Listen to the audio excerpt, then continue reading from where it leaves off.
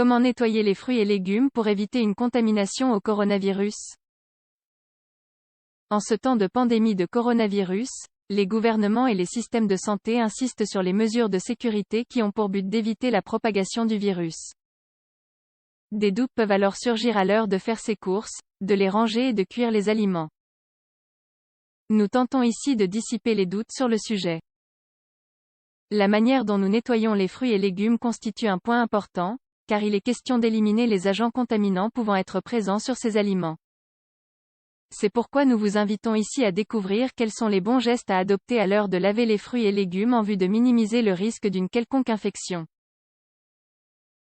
En ce temps de pandémie, le souci de bien laver les fruits et légumes occupe davantage les esprits. Or, les étapes que nous vous présenterons ici sont des étapes que nous devrions toujours suivre, notamment si nous n'épluchons pas ces aliments. Bien nettoyer les fruits et légumes permet non seulement d'éliminer les restes de terre et de saleté, mais aussi d'éliminer les possibles restes de pesticides, de bactéries et d'autres agents pathogènes pouvant provoquer une intoxication ou des problèmes de santé. Les aliments peuvent-ils transmettre le coronavirus?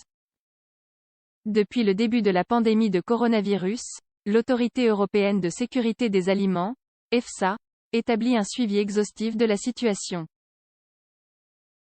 Selon cet organisme, à l'heure actuelle, aucune preuve scientifique n'indique que les aliments peuvent constituer un vecteur de transmission du virus. Ce sont les mots de la chef scientifique de l'EFSA, Marta Huga. Cet organisme est parvenu à cette conclusion après l'expérience acquise suite aux épidémies de coronavirus précédentes, SARS-CoV, MERS-CoV. Le virus responsable du Covid-19 se propage entre les personnes via les gouttelettes de sécrétion respiratoire que nous expulsons lorsque nous éternuons, toussons ou parlons. Comment nettoyer correctement les fruits et légumes? Bien qu'il soit peu probable que les aliments puissent transmettre le coronavirus, appliquer des normes d'hygiène générale nous permet de minimiser tout risque. Avant de laver les fruits et légumes, il est important de bien se laver les mains avec de l'eau et du savon pendant au moins une vingtaine de secondes par ailleurs. Il n'est pas nécessaire d'utiliser du savon ou du détergent pour nettoyer les aliments, d'autant plus que, si vous rincez mal, il y aura des restes de ces produits sur vos aliments. Alors, comment s'y prendre correctement? Nous vous livrons quelques recommandations ci-dessous. Quelques recommandations pour nettoyer les différents types de légumes. Pour les légumes à feuilles comme la salade ou les blettes, séparez les feuilles et nettoyez-les une par une. Vous éliminerez ainsi les restes de terre et de pesticides pouvant se trouver sur les parties les moins visibles. Pour les légumes dont la consistance est plus dure, comme les concombres, les courges ou encore les poivrons, vous pouvez avoir recours à une brosse spécifiquement pensée pour nettoyer les légumes. Nettoyez ces aliments sous un jet d'eau tout en frottant bien leur surface. En ce qui concerne le chou-fleur et le brocoli, il est préférable de commencer par couper ces légumes en de nombreux petits bouquets. Mettez ensuite tous ces petits bouquets dans une passoire que vous passerez sous un jet d'eau. Vous serez ainsi sûr de bien laver les parties les plus internes de ces légumes. En ce qui concerne les légumes à racines comme les pommes de terre, la betterave, les carottes ou encore les navets, il faut également les laver avant de les éplucher. Vous pouvez d'abord les faire tremper afin de ramollir les restes de saleté. Frottez-les ensuite énergiquement avec une éponge ou une brosse, sans détergent, sous un jet d'eau. Quelques recommandations pour nettoyer les différents types de fruits. Les baies, les fraises et les fruits des bois sont des fruits très délicats. Mettez-les dans une passoire que vous passerez ensuite sous un jet d'eau froide pendant un petit moment. Frottez légèrement avec vos mains, puis essorez. Les fruits dont la peau est comestible doivent toujours être lavés avant consommation, même si vous comptez les éplucher. Passez-les un bon moment sous un jet d'eau et frottez délicatement. Faites cela pour les pêches, pommes, prunes, nectarines. En ce qui concerne les fruits dont la peau n'est pas comestible, citron, kiwi, papaye, lavez-les quand même avant de les éplucher.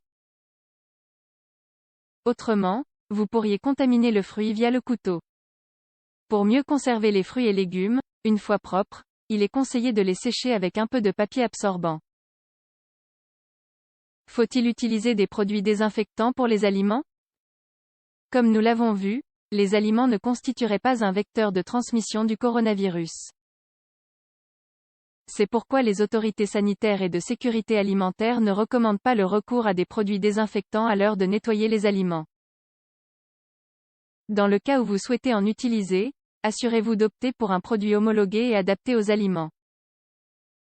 Suivez également les instructions des fabricants.